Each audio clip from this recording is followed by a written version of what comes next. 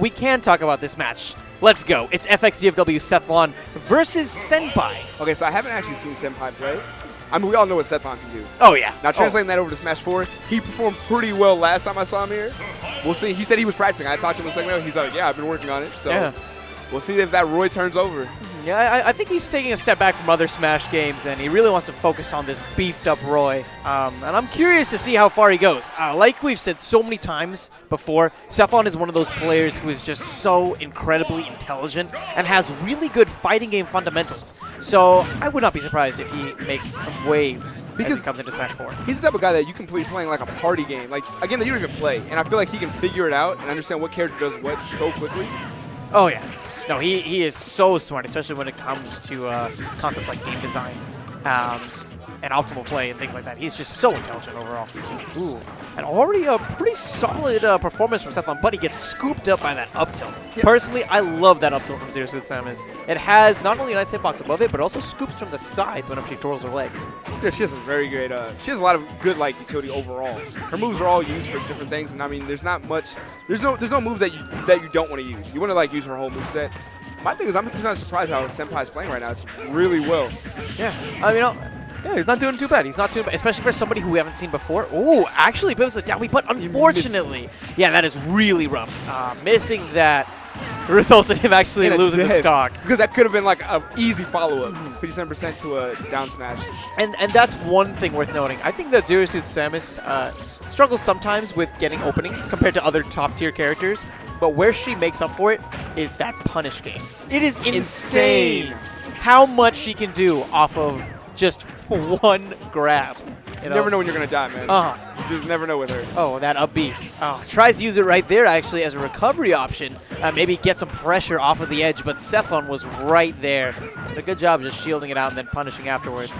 Wow, look at this continued offensive from Sethlon. 75% on Senpai, but he gets that down B. That time it connects, but misses. DI'd out. DI'd out. Yeah.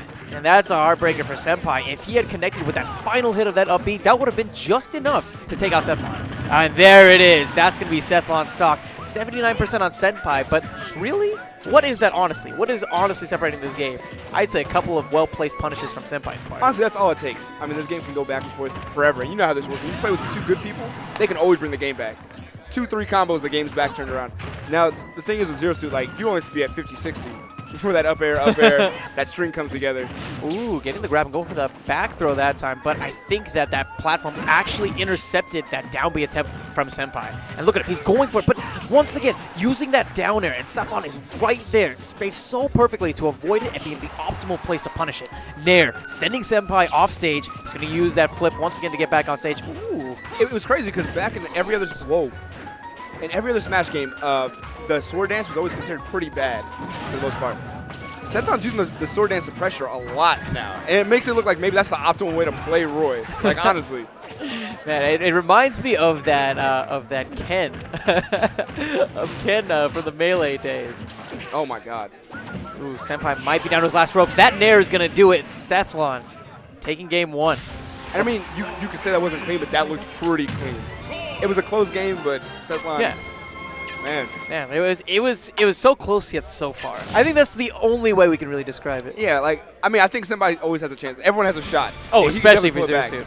If he keeps his head together right now, he can go to the second game and bring it back. The one thing that I've noticed from Senpai is that he has some patterns in particular that I think Sethlon might exploit in this next game.